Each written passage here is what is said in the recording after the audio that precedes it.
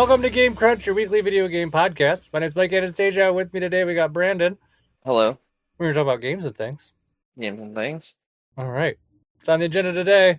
Indiana Um, Jones, Yep, Forza, yep, lots of Forza, yep, and some news. yep, All right. Ready to get into it? yep. I mean, I guess Forza technically is the newest thing. I mean, Forza So, 6 literally came out yesterday, yeah. So, or I all right. guess technically today. I just played it at midnight. Yeah, Ah, yeah. hmm it's great. Forza 6 is Forza Horizon 6, and it is a open world racing game, as the other ones are. I played actually Forza 4 over the weekend before Horizon 6 came out. hmm And I do want to say something about that because it's kind of interesting. hmm Um, so I own the standard edition and some DLC of Forza Horizon 4. I don't own all of the DLC, so I actually had a glitch, and a pretty substantial glitch while playing for Forza Horizon 4, not 6, but 4. Uh-huh. Essentially, I went to a race, and I did a race, and it was like a race that sets you up for one of the DLCs.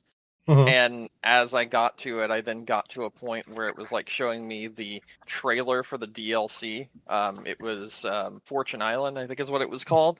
And after that, it was like, okay, now you can go to Fortune Island. And it tells me to buy the DLC. But the DLC is labeled as free because it's been delisted. So I'm Oh. stuck there. And because I can't accept the free DLC that's being given to me, it just keeps me in an infinite loop, and I was stuck in that Oh, that's infinite so loop wild. of I've never heard of such a continuously thing before. seeing the thing because it thought it was free and it was just something I could get, but then it wasn't actually on their server. So when I clicked the like continue, it took me to go get the DLC, but the DLC was delisted, so I couldn't actually get it. So I just got stuck forever in that loop. So I had to get someone to send me an invite from their game that I could accept outside of the game and go directly to their game to be able to get out of the infinite loop. It was kind of crazy how that Yeah, that's kind of ended up happening. crazy. That's a huge oversight. I mean, I know a lot It of it is. happened obviously after the game's active development ended, but still, that's Yeah. surprising that Yeah, that has it's not been pretty addressed. bad. Pretty Yeah, bad. And this game is like 4 years old, 5 years I say old. yeah. I So mean, it's like not that old. Yeah, but I mean, I guess it really, if anything, it points out the unfortunate truth of DLC and racing games, whereas that yeah. stuff does not last long. Yeah, well, the whole game's been delisted, so it's Yeah, not I mean, the only whole game's that. delisted, but a lot of the problems with the racing games, from my understanding, is Hmm. the licensing, Yeah, which the is probably why the music DLC and was the delisted. car licensing. Yeah, exactly. Yeah. hmm Actually, I bet the car licensing is probably the one that actually is the issue. I bet more so than anything. Um, yeah, but the game's good.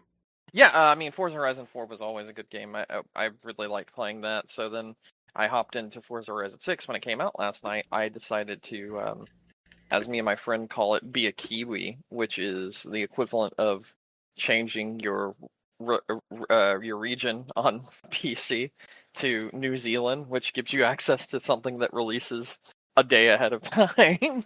Yeah, So I old tried played and true. exactly the old tried and true. So I played Forza Horizon 6 through that method for a good like 6 hours before it released because I didn't have Game Pass up until then, and then I was able to get it. So I played it like 6 hours before it released, and then like all night essentially I played Forza Horizon 6, and it was an absolute blast. So some of the things that are different in this one is a lot of it is very centered around the actual theming, which this time is Japan. The open world of this one is Japan. So you've got like specific like kinds of street races and stuff. You have drift challenges, which are heavily um heavily they fall back on those heavily because of the drifting scene in Japan and whatnot. And it's like super cool the way that it's done. And the world itself is very, very well made. It it feels really nice to just drive around in the world, and it's very authentic in some ways. Yeah. Um, and I don't know. I think the best thing I could say about this game is it's just an absolute blast. It's really fun to play. There was an entire like event where you race a mech, Uh which huh. was really cool. There's one where you race a bullet train, which was also really cool. They have really neat elements like that in this game. And just in general, the whole game is just fun to drive around in, even without doing anything, because of how well made the open world is. There's not a lot of spots that feel like they're just nothing, and even if there isn't anything in that area, like I've mentioned before with the drifting tracks, they'll they'll fall back on things like having drift lines where you can like drift down mountaintops and everything, and it's just an absolute blast. And then another element of it is you've always had to like find these bulletin boards and destroy a certain number of them to be able to fast travel to certain areas. Hmm. And that's kind of made it so it slowed the game down some, but in this one, you can just fast travel to any road that you've driven on automatically. Oh, So that's that makes nice. it easier to get around to a lot of the events because Yeah. sometimes when you're playing an online match, you'll get like a alert that says like, "Hey, an event is starting soon," and then you have to drive to that area and sign up for the event. And the events can be things like, "Hey, who can we need to get everyone that's playing this event." And there'll be like 12 people playing in the open world to like do a certain amount of distance with their jumps or do a certain number of jumps in order to continue to the next part of the event. It's kind of like a little triathlon, but the triathlon consists of like drifting, speed, like maintaining a certain speed for a certain amount of time, jumping off of massive cliffs and seeing how far you can go based on the speed that you've gotten from the other event that you did. And Hmm. it's really fun. Just in general, I don't have any complaints about this game at That's all. great. I'm trying to think of anything I could say otherwise because the gameplay essentially boils down to they've got some really neat ideas. It's a cool world, and they do a lot with the like car stuff that Hmm. is like there's a big car scene in Japan, and they do a lot of stuff falling back on that, and it's really fun. There's a like you can buy a house and you can like decorate it and you can like outfit it to like kind of be your own like stunt area and like do tricks and stuff there and get points for your skill songs and whatnot, as you would with anything, but it's your own little customizable area. So that's really cool. I'm trying to think more things that stand out. I've played about 7 hours of it, 8 hours of it, essentially, and it's really hard to say anything about a racing game other than it's just really good. I, Yeah. I can fall back on this though and say it's also incredibly well optimized. I just took it straight to max settings and didn't have a problem whatsoever, Oh, that's and good. it was awesome. Yeah. I had a single crash, and it was because of me basically alt tabbing out to go check a message that was sent to me, which probably shouldn't have done that in the middle of in being in an online event, but Yeah. it is what it is. But in my 8 hours, I've had a single crash. I've barely had any kind of frame drops whatsoever from the like max frame rate that I can have in the first place, and Hmm. it means great. It's just awesome. It's That's really really great. fun to play. Yeah, those are all good things. Hmm. I don't have much else to ask about it.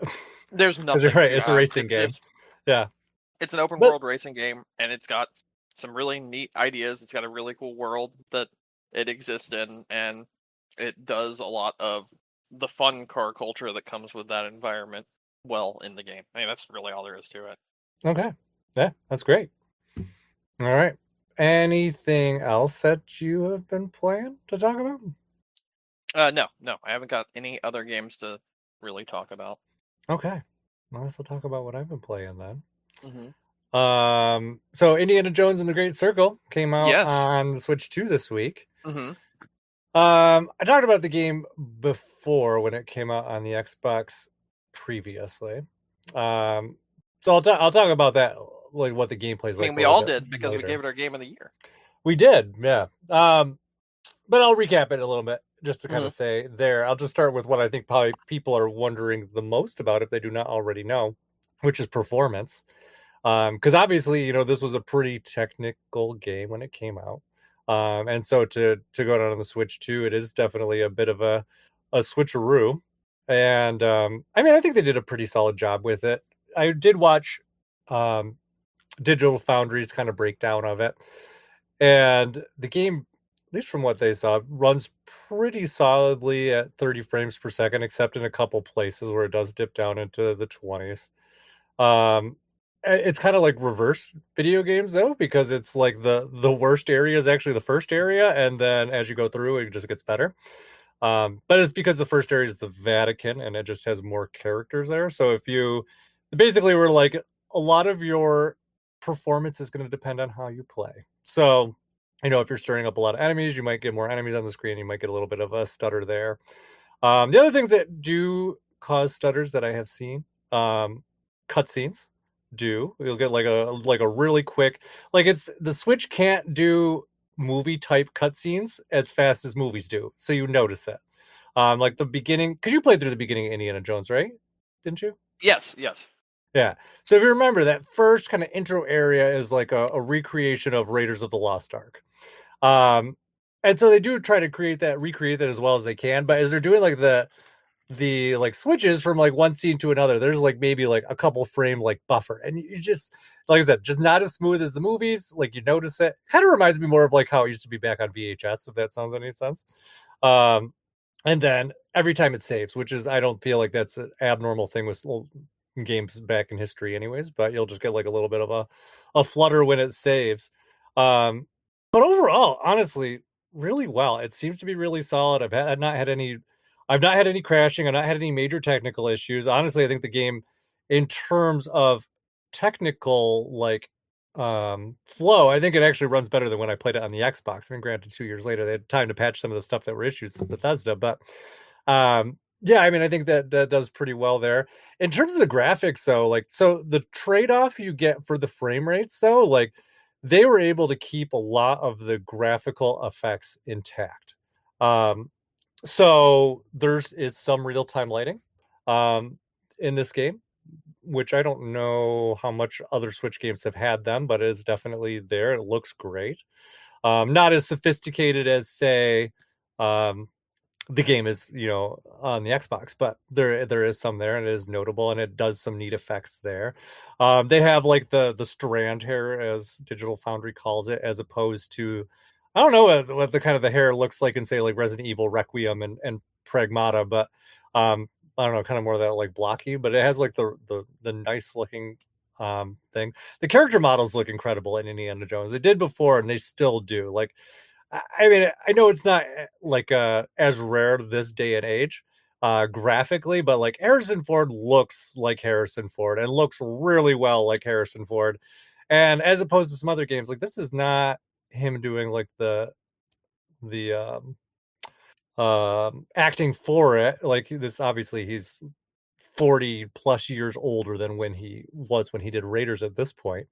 Um, but I mean, it looks great. It really just does run smoothly all the time. I think for me, this was the first game, I think, actually, since the Switch has been out, where I actually have played a game that is on played a game completely on the Switch to, well, not how do I, let me rewind this. How do I want to put this? This is the first time I've played a game on the Switch 2 that I have completely finished on another system prior, and has a significant change in terms of graphics compared to where the original was. So this was definitely like a downgrade from the Xbox compared to a lot of the other ports of the Switch where I've played, where they've been like on par or similar. This one's definitely like a dramatic change downward. That was a little bit jarring for me. I mean, you like, it is noticeable going from 60 to 30. Like that just messes with your brain. Yep, Um, it yeah, it sure really does. does. I Yeah. like that now that you've experienced it, you're like, oh, okay, I I get can't it. not notice it in this game, and I think it's Uh-huh. because of. I think it's really. I think it's just because I'm so used to how it was before that, now I'm just like, this is weird. They don't even have a Um, 40 FPS mode? for the Switch, Yeah. honestly, I didn't play around with the settings too much. There Mm, might be like maybe a more of like a quality or performance setting. I'm not sure, I'd but I say really check didn't play around with them. because like the 40 FPS mode Hmm. is when they have something like that normally with a VRR screen, which the Switch has in handheld, then you're not really going to notice it as much. The frame rate stuff. Yes. Is that what you're saying? Hmm. I didn't notice it as much when I was playing in handheld, honestly, because of the Hmm. VRR. Um, but I didn't play as much in handheld in the earlier areas. Mhm. Like I said, it's not an issue pretty much after you're out of the Vatican, as far as I Do can tell. you Let's see. think that the drop in frame rate and I guess details Mhm. hinders the experience? Would you say No. like No, I would say no. I mean, so in terms of details, it doesn't lose details. Like okay, they definitely prioritize the graphics. Like they sacrificed frame rate for graphics for okay, this game. Um, and when I say it drops down in the 20s, like I'm not talking like stuttery, like stop frame animation. Like it's just like you'll I mean notice it 20 drop is down a pretty little bit, bad. It's pretty but bad. not 220. Like I mean, you're like I'm saying like the frame rate is locked at 30, and Mhm. sometimes it slides down to like 27. Like Okay. it's not When like you it's were saying going down. 20s, I was thinking like lower 20. It's like, you Yeah, know. no, just 20s in general, because it will drop like I think with Digital Foundry, for example, with the Mhm. cutscenes, they're like the frame rate will drop down to like 28. Mm. Kind of it drops a Is it couple like frames and then when it goes back. character models are like really close up on screen? No, those are great. Oh, okay. It's yeah, the character models look amazing. Indiana Jones looks Well, great. no, I'm saying like, is that when Mhm. the frame rate drops? No, it's the frame rate drop. So in terms of gameplay, the Hmm. frame rate seems to drop in like three places specifically. Hmm. So switching to the cutscenes, just because I think it's just such quick cuts, the Switch just needs a millisecond to kind of catch up. So you get a little bit of a buffer there. You get a little bit when the game is auto saving. As I said, not necessarily uncommon with games historically. Like this is, I can't tell you how many times I could tell when a game is saving just because of like a quick little frame rate stutter. Mm. But just like that, just like a quick little loop, and then you're going. And it's usually when you're transitioning areas anyway, so it's not like you're doing anything. I hate that's traversal stutter. I hate traversal stutter. That's so It's annoying. In this one though, it's not where, because I think of like when you say traversal stutter, I think more Hmm. like Assassin's Creed, where it's like would do it obnoxious, like randomly, like when you're like climbing up the side of a building or something, and then it goes to do it, and then you're just cut your timings off. No, Um, so the line means like when it's loading in the next traversable area, essentially. That's what traversal stutter is. So well, like yeah, at a save point, at a mhm, point where like it's like a checkpoint, that sort of thing. yeah. That's traversal stutter.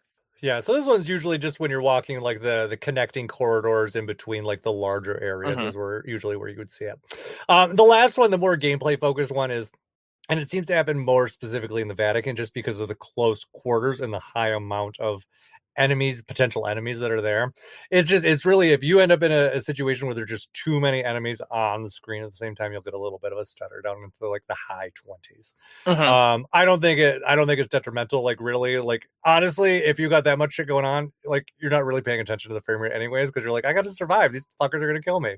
Um, so I don't remember it being anything that was really there. I mean, I definitely had some issues in the Vatican, in terms of like enemy stuff, but not in terms of graphics on that side of things. Um, the place where you would notice the graphics the most in this game is shadows. Shadows look kind of fugly sometimes. Not bad, but just like they're going for a lower resolution and a lower frame rate. So depending on what's going on, you may notice it a little bit more.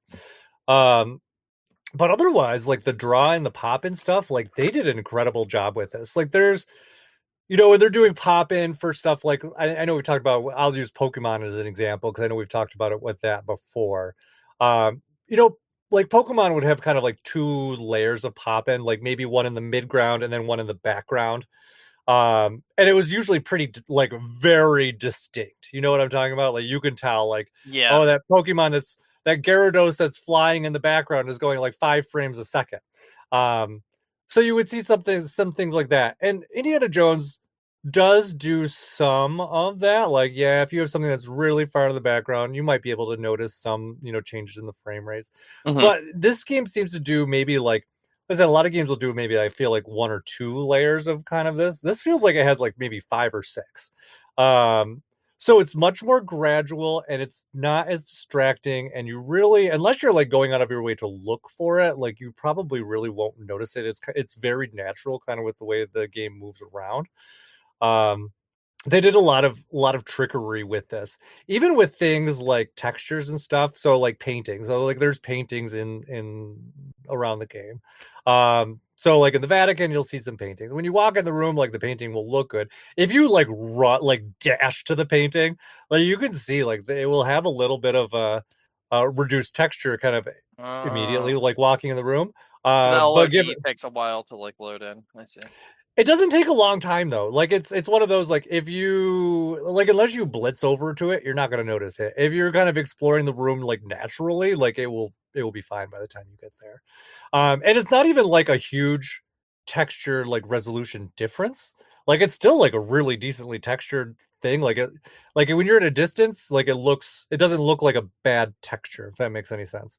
Or like a really low res texture. It looks like a I would say like it's probably comes up as like a medium to high like range texture, and then when you get close it will be like the full texture. um but it's really I only notice it on like paintings and things like stuff that's really like needs to be like high resolution to really appreciate stuff like environmental textures like walls, rocks, mountains, environments, trees. Those things don't seem to have the issue. It really was kind of like I said, those more ones there. Trying to think if there's anything else graphics wise, but honestly, like I said, it looks really good. I mean, I in my mind, I imagine it kind of more in line with like probably the concessions that they had to make with Cyberpunk. Very playable. Definitely, if you've played the game on different systems, you'll notice like the difference between the two. Um, but it runs really nice. It looks really nice. I'm very happy with it. Obviously, like I said, not Xbox graphics. Um, but they do a really good job considering the platform. So, um, yeah, so I'll have some more on that. I think I'm about halfway through the main game right now. I still have one more major area to get through and like a minor one.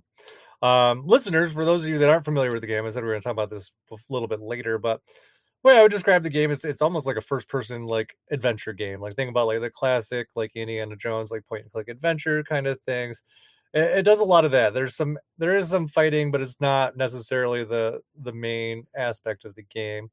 Um, but there are some elements there, and some of them those things kind of go into puzzles. But really, the game's about exploring and puzzle solving and exploring tombs, and those kind of things. When you find like enemies or things, you can use it. You got lots of options at your disposal. You can fight with your fists. Some of your equipment comes with guns, but obviously those are there. And if you know Indiana Jones, he was not necessarily a guns person. There's lots of not that you can't use guns, but there's lots of like trade offs with it.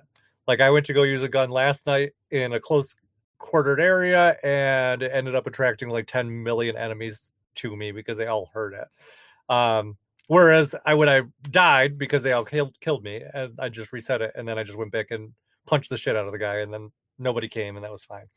Um, so there's those kind of things. But then, as you're exploring around, you might find a safe, and then maybe you'll find a piece of paper with a clue as to maybe what the safe code is, or maybe you'll find like a poster about some missing thing that was stolen, and kind of some direction on how to recover it. So it's really interesting just all the things that you can kind of do with it and the ways that you can kind of explore, and it really gives you kind of like a sandbox in terms of how to solve puzzles. You can, as I was just saying with enemies, you can use your fists, you can use your gun, you can use items that are just kind of around the world like shovels and pickaxes, or whatever, guitars, whatever is kind of around, you can use as a tool.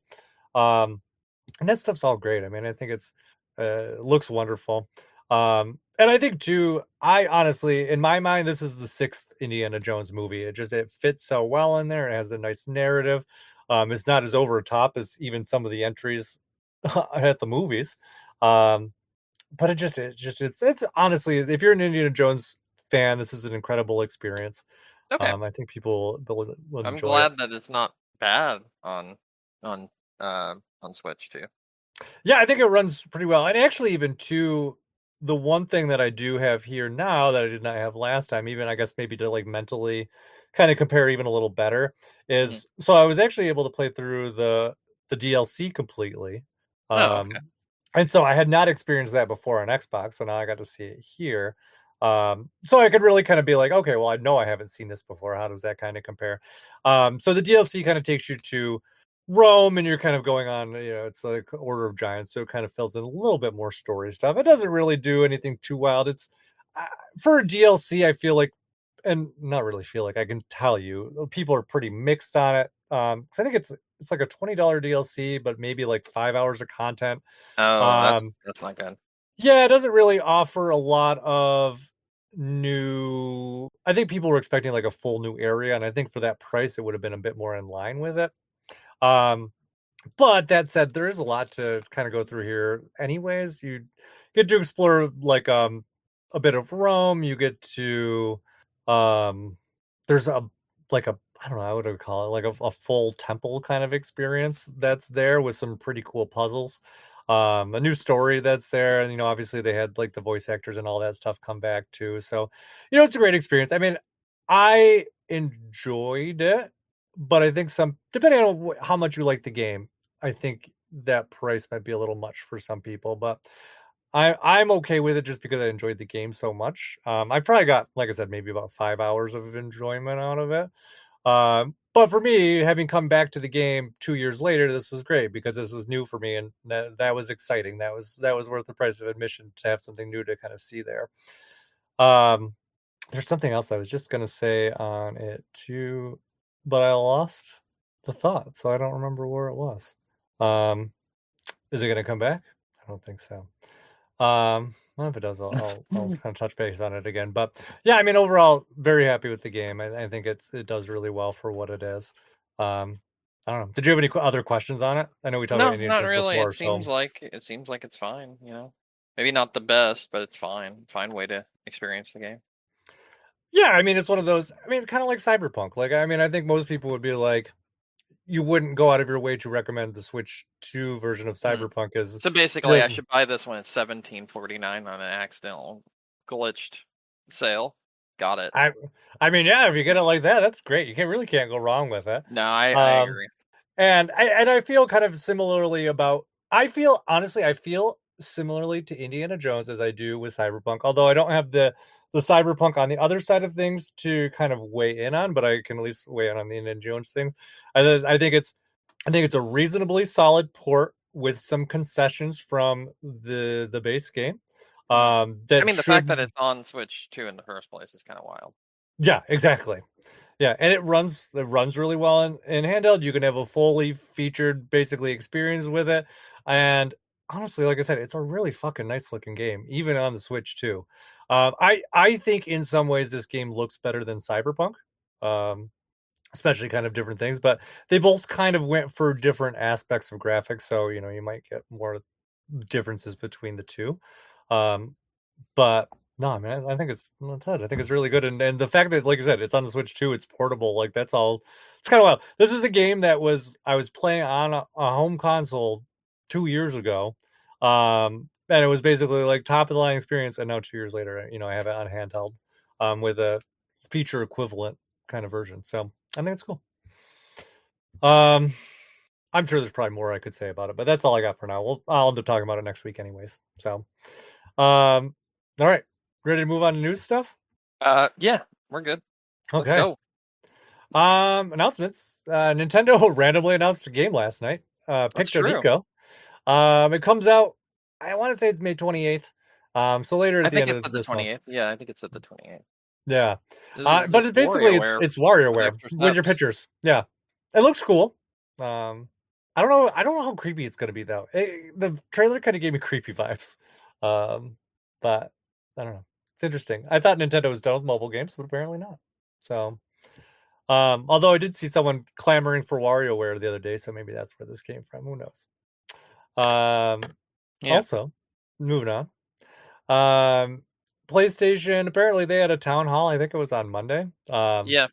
And they basically spread the word that they are still going to do some multi-platform games, but not for single player Not experiences. for the Those will single be player experience. PlayStation. Yep.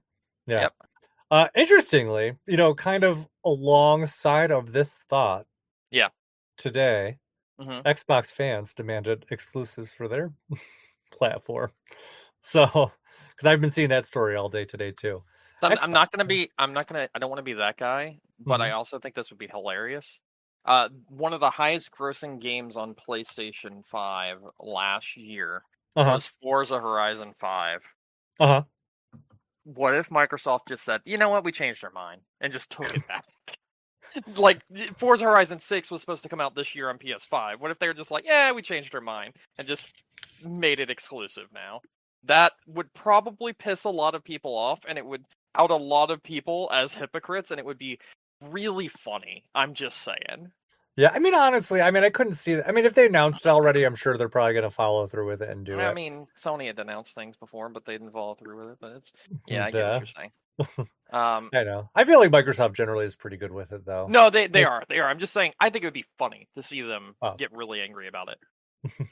I know, but it's kind of one of those things, and I know we've talked about it before, and I know I'm sure you I don't probably like have some more exclusives. thoughts on You this know that. too. You know I hate exclusives. And I got a few thoughts on this one. So Yeah. Well, what are your go on. thoughts? First and foremost, I think this is really dumb, and I think this is kind of throwing the baby out with the bathwater sort of situation. They basically said, you know, hey, our games, our single player titles on PC didn't see that many sales. And all I have to say to that is no shit when you release them 2 years later. Of course, a game that has been, you know, everyone knows about 2 years later, people are not going to turn around and pay full price or even more than full price just to experience it on PC. It's not going to happen. It's just not going to happen. If they would have done the thing that they probably should have done in the first place, which was to have their own storefront and have their own games on that storefront and then bring it to like the other storefronts several years later, they would probably see a lot more sales in that respect. But here's the thing, and it's really interesting when you think about it. Hmm. Back in the Xbox 360 generation, Microsoft had some games that they brought to PC. They didn't sell too well because they used what was known as Games for Windows Live, which was heavily rooted in DRM. It didn't work very well, and in general, it wasn't a very good. They weren't very good ports of games. Um, Sony just kind of did the same thing and then fucked off from PC gaming, blaming it on PC gamers instead of their own shitty business practices and not actually putting any effort in. This is the same thing Microsoft did back during the Xbox 360 era. This is just literally Sony learning the exact same mistakes that Microsoft did 20 years ago. Because they're always behind, but they're always following in their footsteps, which is really funny because everyone likes to pretend like Sony is doing so great because they are the market leader, but they are the market leader because there is no competition, basically, at this point right now, due to how Microsoft has slammed their dick in the car door multiple times.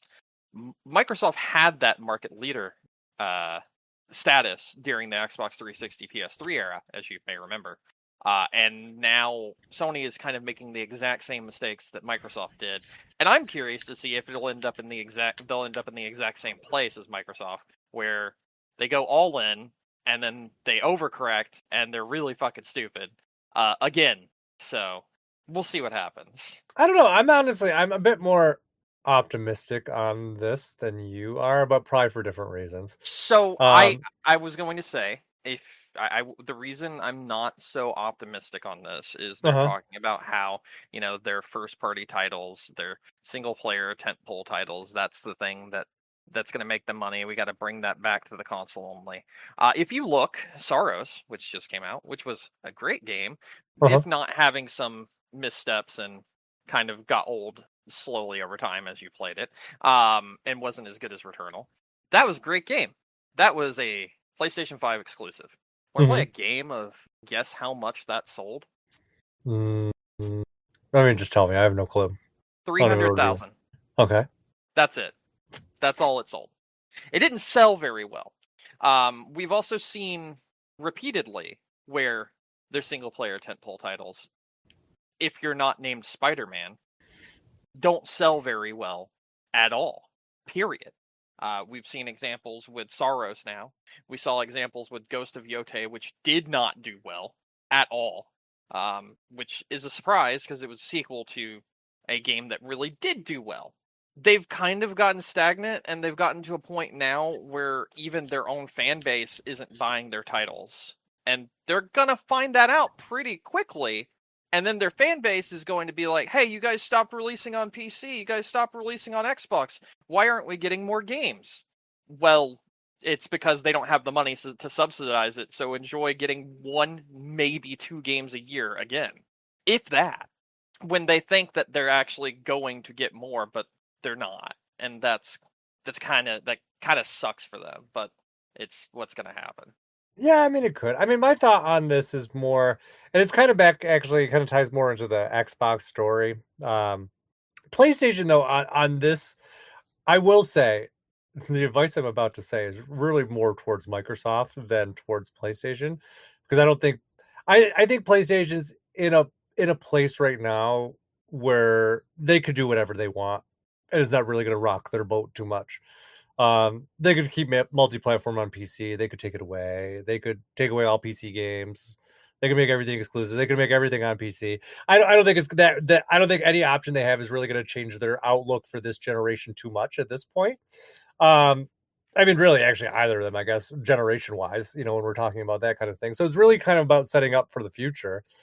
But Microsoft, I think, actually needs exclusives, whereas PlayStation, they already have some. They really don't need it. I mean, I think for the console platforms to be successful, they need some exclusives, um, because it injects new players into the platform. It brings in new interest, from developers.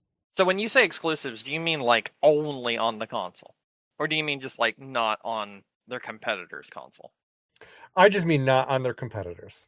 Okay, that makes sense, because I was going to say what you're saying doesn't make any sense when they've already built a ecosystem for their games where you can buy them on console and also play them on PC, because they're trying to push pretty hard for software sales. It doesn't feel like they want to sell consoles right now because of the massive prices that they've had to jack them up to, and how little they are able to sell them right now in the current landscape of things because of Yeah. the Rampocalypse and whatnot. It feels more like they want to sell software, which is what they really need to focus on more Yeah, so and it's really what they than would need their to focus on, consoles because right they're not now. going to be able to fix the user base issues. But the problem is, like, if you roll into next generation and say, like, Sony has some exclusives and Microsoft has zero None. Yeah. exclusives, hmm and you are a gamer and you're like, am I going to buy PlayStation 6 or Xbox next? Which one are you going to choose? Oh yeah, of course. I mean, Yeah. at this rate, you're going to choose neither because you're going to be dead. But Oh, true. But I mean, really, it's like you can get everything on PlayStation, or you can get everything on Xbox except for the PlayStation games. yeah, It'd be like, well, yeah, well, I'm just gonna get the PlayStation because I can get yeah, everything on there. exactly. And that's kind of And you'll get to play that's one PlayStation game maybe every 3 years at that point, and yeah, I mean, really, yeah. It's not like it's that many exclusives. But I mean, they technically do exist. I mean, really, if you're going to compare ecosystems, the better one would be, say, like comparing Nintendo, but that's a whole different beast. yeah, I mean, Um, but whereas Microsoft and Sony are pretty the equivalent, thing is, in the space Nintendo right now. never let the rabbit out of the hat. Never took the, you know what I'm saying? They never went to a different platform with their games, right? Well, So it's kind like of. you can't really put that back in once it's kind of come out. Especially when you've built like a, a community around it not being just Yeah, specific to one console, and and that was that's where kind of, Microsoft's kind of stuck right now. yeah. They opened that door too far, and now it's like good luck getting the shit back in. Whereas with Nintendo, though, I mean, I'll say, like, so. I mean, they did kind of spread out to one other platform, Yeah, in some ways, and it's the phone, like the phone, phone yeah, market. mobile, yeah. And their thought on it, and I always thought this was a very smart way to do it, was basically like, we're not going to provide the same experiences that we have on our consoles, but we want people to be interested in our stuff, so we're going to put similar things out The so that thing it kind is, of you attracts them. have to have some form of talent and creativity to do what Nintendo did with their mobile division. And I'm gonna be honest, Microsoft and Sony don't have it. They Yeah. just don't have that. They don't have the talent or creativity. They may have the talent, right? I'll say they may have the Well, talent, they but could they have the don't have talent. the creativity. They are Well, stuck in yeah, AAA actually, yeah. slop. We release the same bullshit every year, or maybe in PlayStation's case, every millennia. Hmm. That's what they're stuck in. That's literally Yeah. where they're stuck at. They don't put out anything different. And when they do put out something different, they see massive returns on the something different, and then they never fucking do it again. Case in point, Astrobot. Astrobot did so well. It won Game of the Year. It did great. Hey, let's do more. Nope. Oh, Yeah. really? Yep. So you just, know, okay. Yeah. No, their logic makes no sense. Um, yeah, they're really just kind of like, I mean, Sony especially, I feel like is just kind of chasing trends, and they didn't really like sit down and do anything. But I mean, it's like you even think Their about things massive like, amount they lost on Bungie was to invest in live services. yeah, They and I mean, invested think in about, 21 of them and released 3, mhm. But I mean, and think about and they like all all the, failed. yeah, and think about all the series that really kind of brought the PlayStation to where they are at this point in Where is time. Killzone? Where is Twisted Metal? You Where don't even is have to go. something good? Where is No, I mean, something good? those are Parappa, even like, where's Ape Uncharted? Escape. Like Uncharted hasn't been out in like 8 years, right? Like longer than that. 2017? Like, Jesus uh, Christ, man. Come on. yeah, I mean, What are we it's doing? yeah. I mean, there's not even been. I mean, The Last of Us. That was last generation. The Last of Us 2 came out 6 years ago. Um, like there's so many big Infamous. Like that was a PlayStation 4 game. Oh, There's so Infamous many is so good. big franchises that had done very well from in the past, and they're like, now we're just gonna switch gears and do these live service games.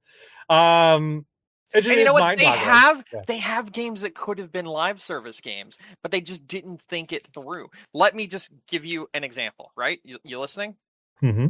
They could have done it with Hot Shots Golf. They could have done a free to play Hot Shots Golf live service game with skins and stuff like Fortnite does with updated like seasonal, golf courses or shit or some kind of battle pass. They could have done that and made so much Mm-hmm. off of nostalgia alone. But they're Yeah. fucking stupid. They're so stupid. What did they pick? That bubble game that was like Oh, Splatoon, but Concord. not. Was No, that no, no. Concord? No, that was a Um, different game. This was a game that they partnered with Square Enix to make. Like Foam Stars, I think is what it was called. Yeah, something. I don't remember. It was a Splatoon-like game. Yeah, I know which one you're And talking then about. I just don't you remember got what the name was. Concord, which you've already mentioned, which is Hmm. everyone's punching bag to point out. I mean, I do love Marathon. I do think it's a great game until they fucked it up, and I do think that it has bones to be really good. Which, by the way, they announced that they're going to have a PvP, PvE only mode for the next season, so that's interesting. But Yeah. moving on from that, they they have the ability to put out new things, but they don't choose the right new things. They don't go in the right direction for what their fan base would actually like. I'm gonna be honest. If Marathon was a Halo extraction shooter and it was made by Microsoft, that shit would have sold gangbusters, 100%, Hmm. easily. Like they would have made so much money off of that. It didn't. It isn't. It's as simple as that. But man, I don't fucking know. I don't know what Sony's doing, but I feel like in some respect, a lot of their trouble is from purchasing Bungie, and then the rest of their trouble is from getting too big of a lead with the PS4 and thinking that they're invincible to the point where they're not putting an effort anymore. Oh yeah. I mean, really, compared to Microsoft, I mean, yeah, they are invincible at this point. But I have played Ghost of Yotei and I have played Saros, which is their last two major PlayStation exclusives. First of all, the amount of time between those two games releasing was massive, and it was like almost like a whole year, like I mentioned before. Second of all, both of them are okay and worse than their counterpart that came before them. Mhm. So, like, what are we doing? How do you mess up recipe for success when you already had the recipe and you already had success? How do you fuck it up that bad? Like, what are you thinking? Yeah, exactly. They're not. There's no thinking going on. It's so dumb. It's so Yeah, annoying. yeah. This is part Yes. of the reason why I feel like what I was saying is more likely than what you were saying with with Microsoft and Sony both. So, I don't know, man. I don't know.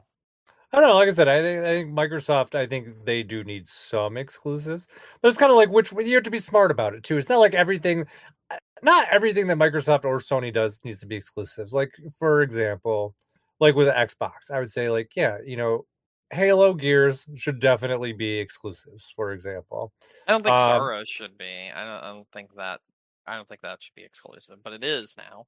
I yeah. don't I don't know about Ghost of Yote being exclusive, especially when you already have the other one on PC, but it So is those, now. yeah, I mean Um, those kind of games, like so those kind of games would benefit from I would say limited exclusivity. Um, a PC release, that sort of thing. But they're yeah. scared of releasing on PC because of the rumored Xbox that hooks up with Steam basically for the next Xbox. They're scared of that. But why are they scared, right? When they also act like they have no competition. Why are they going to treat their competition like competition and be scared of something if they're supposedly not scared of it? Like it doesn't, it's kind of dumb.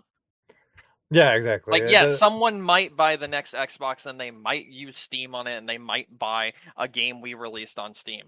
Mhm. So, do you honestly think, like, legitimately, do you honestly think that console gamers would go to like, that level to buy a game like that? I don't think so. You can barely even convince console gamers that you won't get a virus and die and be shot by the cops if you emulate something. Like what Yeah. what what makes you think that they would be like, "Oh yeah, dude, all I got to do is download Steam onto my Xbox whatever the next name is that's going to be stupid as fuck, and then I got to log into my Steam account, and then I got to put money on my Steam account, and then I got to purchase the PlayStation game on my Steam account, and then I have to log in with my PlayStation account on my Steam account through my Xbox in order to be able to play my PlayStation game on Xbox." That's a lot of steps. Like that's a Yeah. lot of steps.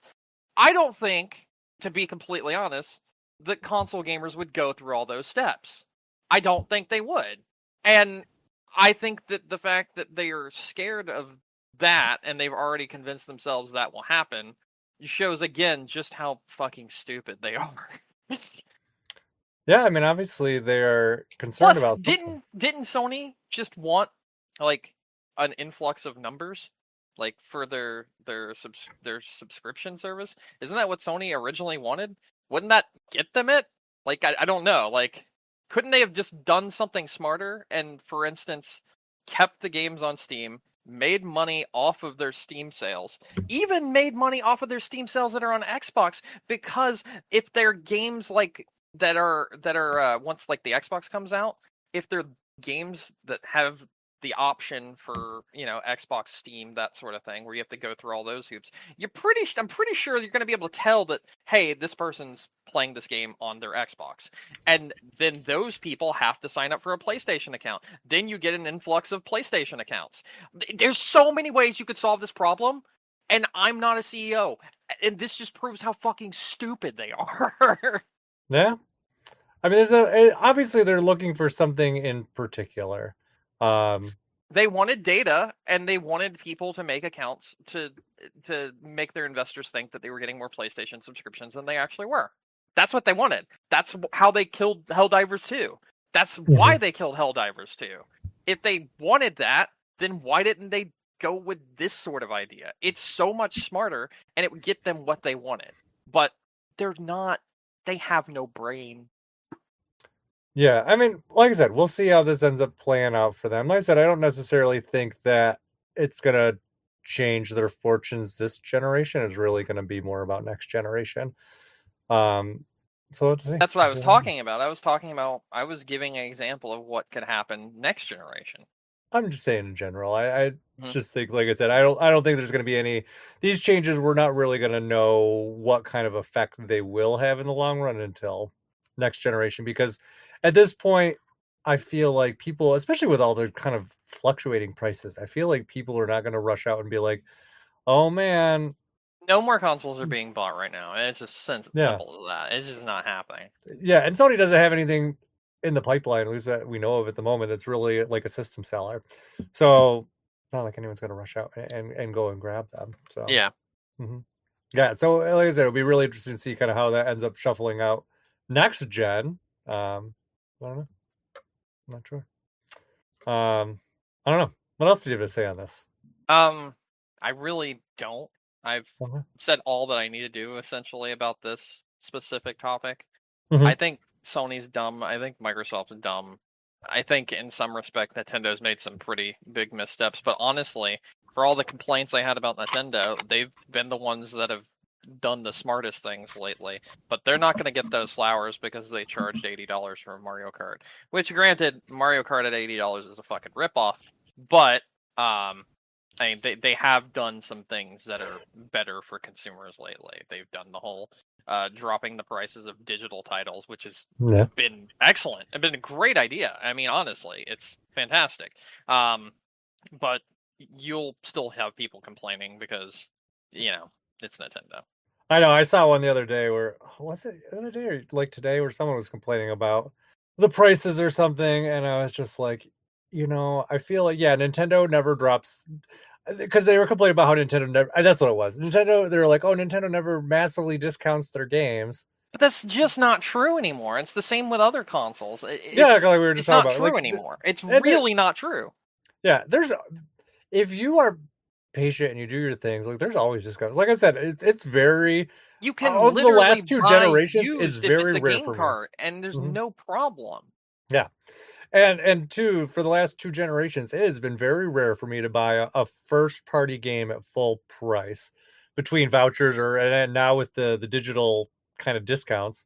Um, yeah, I mean everything's been I can't tell you. Well, I mean, as I said last time I paid $70 for a game was probably what was the last Pokopia maybe? I think that was before.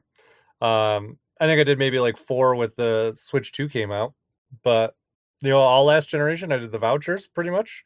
So I was getting games for $50 instead of 60. So Mhm. I don't know. I mean, I've definitely saved more than the cost of games for a bunch of these.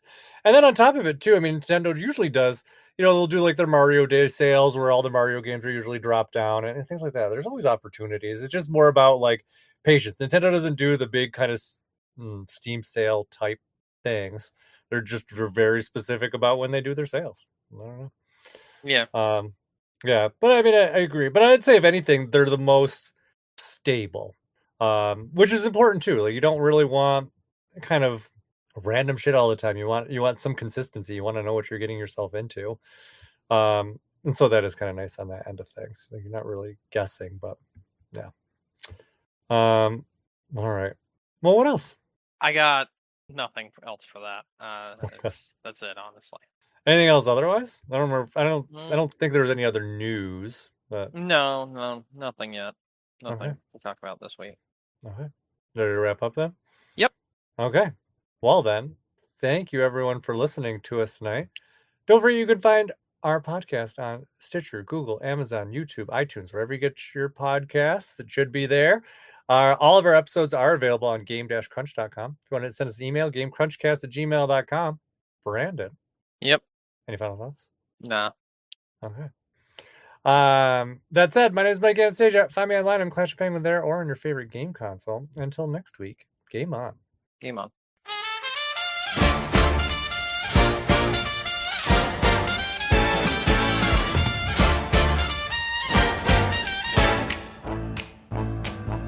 Dust on the map, heart in a grin.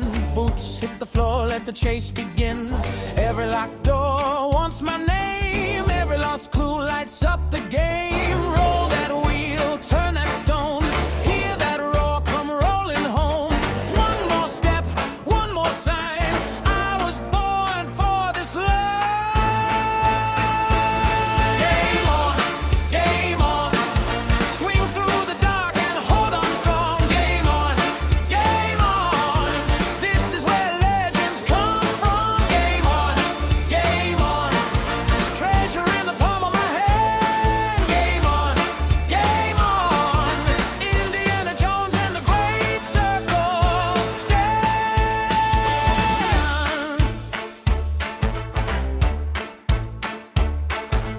Chase through the ruins, jump the flame. Every turn says my last name. Puzzles glow in the temple air. I laugh